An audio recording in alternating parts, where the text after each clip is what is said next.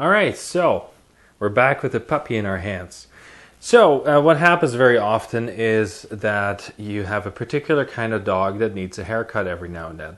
Certain breeds don't ever need a haircut, but certain breeds do. Now this is a poodle mix, a golden doodle, and they often need a bit of a haircut. So a haircut is usually done about 3-4 times a year.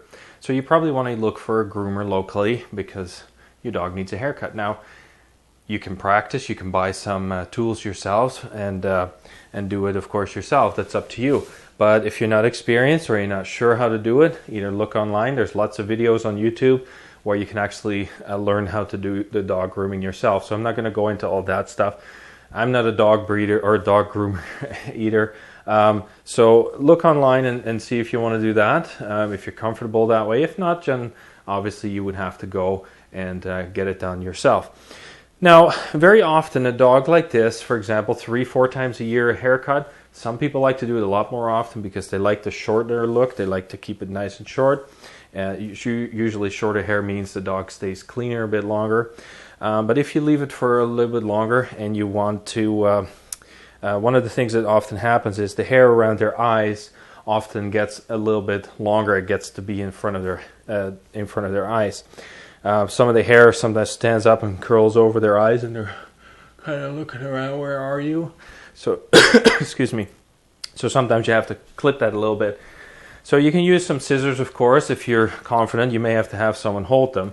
Now, when you use scissors, make sure that you don't go too close to the eye with the point. So you want to use the bottom part of the scissors, the V part, the bottom of the V, and kind of gently lay that on top of their snout, away from their eyes, and you clip some of the hairs that are here. It does take a little bit of practice if you're not sure. I usually have Leanne do this, so obviously just be careful with the eyes. Then, of course, they need a brush, some brushing done. A fluffy dog tends to have one of these brushes. I don't know if you can see this okay. This is a brush with lots of little pins on it. Yes, it's a used brush, and you just gently brush your dog. Obviously, it's easier when you sit down.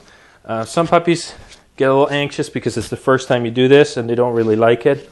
Now, this little puppy is used to it because I've done it a few times. Obviously, having them in my hand is not as easy as it looks. So you just gently brush them, just go over it, and they usually get nice and poofy. And that will just be it for now because I'm not going to brush you all in my hands. So that's one of the things you obviously want to get, a brush for your puppy. They get so soft when you brush them. It's very nice. Now, there are dogs out there that are shedding dogs. Now, this is not a shedding dog in particular. So there's different kinds of brushes. And as I mentioned in a different video, so if you're not sure what kind of brush you need to get for your dog, just go to the pet store and show them your dog. This is what I have. What kind of brush do I need? So for example, this is, I don't know, again, if you can see, this is a brush with a lot less pins, but they're a lot longer. And then there's almost like a little saw. I don't know if you can tell. What this does, for example, for a shedding dog, you usually kind of trim out some of the loose hairs. And as you collect the loose hairs, the other side will kind of scrape it off the top to get the loose hairs off a little bit better. So that's it for brushing. It's not too difficult, of course. Then the next thing, every now and then you need to give your dog a bath. Dogs are different than people. You don't want to bathe them too often because it's not good for their skin. It can dry out, it can get itchy, they don't like it, it gets a bit irritated. So when you wash them, you can use baby shampoo or actual dog shampoo, of course. So what you want to do is, obviously, you can use a bathtub, a sink, a laundry tub, something that is big enough to hold your dog. I have Dakota. She's a giant dog. I can only do it outside. So it's a little bit of a challenge in the winter sometimes, but usually I have to do that outside. You want to use, just like with a baby, not too cold water.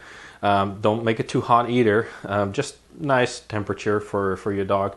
If you can hold your hand under it, it's nice and warm. Not too warm, just comfortable. Then it'd be fine. You don't want to have your dog get too cold and end up with pneumonia, of course. So what you do is you basically use some shampoo. Obviously, you want to make your dog wet first. Use some shampoo, just rub it in nicely all over their body, in between everywhere, the back, the front here. The one thing you want to stay away from is, of course, the front part here, their eyes, their nose, their mouth, their ears.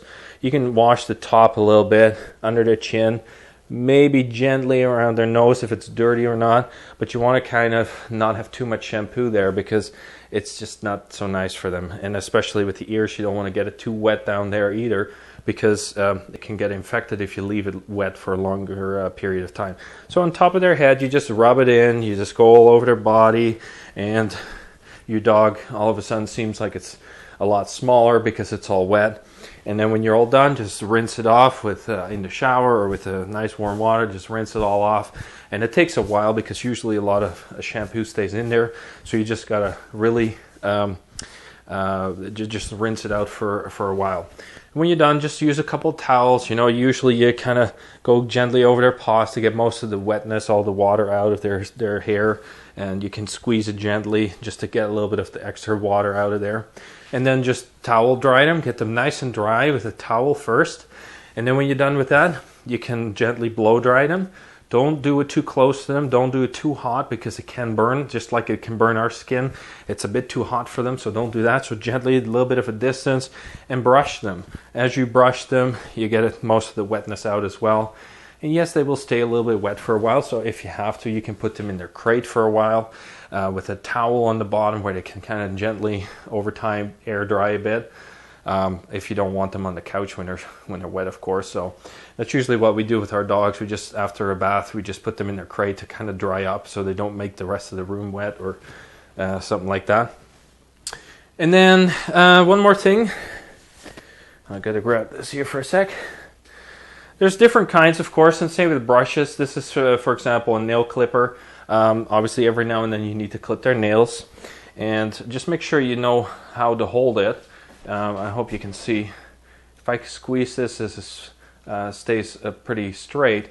If I flip it around, if you look at the top, it moves forward. It does a bit of a motion like this. So you want to hold it right, so it's kind of like I don't know if you can tell, it's a bit of a guillotine there. So you gently cut the nails of the puppy, and just be careful that you don't cut them too far because there's some quick in there and it may bleed if you cut too far. If you come too close to the nerve, they usually pinches the nerve a little bit when you squeeze it, and they sometimes do a little squeeze like that. So you end up hurting them a little bit. If you do cut too far and it bleeds, you can use some baking soda or baking powder to stop the bleeding. Put a little bit in a dish, just dip their paw in it, and it tends to actually stop the bleeding. You don't want to make marks all over the place, of course. So I'm just going to cut here. She's very well behaved. Good girl. Yeah. Almost done here. I usually don't cut the rear paws because they don't tend to lean or climb on you with their rear paws. Ooh, you're slipping. Usually when they jump up on you, puppies do that in the beginning. They usually use their paw a little bit to climb up on you, and that can be sometimes a little sharp. The rear paws they don't really jump up with because that's the part that stays down. And as they walk, a puppy pushes with their paw and pushes themselves forward, so they usually file down the nails in the back automatically. The front ones don't always get that done. The winter you may have to give them a nail clipper or so, just because obviously in the winter they may not stand on the actual sidewalk when there's snow and ice on the road, so they don't always get cut properly or filed down properly, so you may have to clip their nails in the winter. But other than that, you should be fine. Alright? You're a sweetie pie. You're so easy going. Alright, say bye to everybody. Bye bye.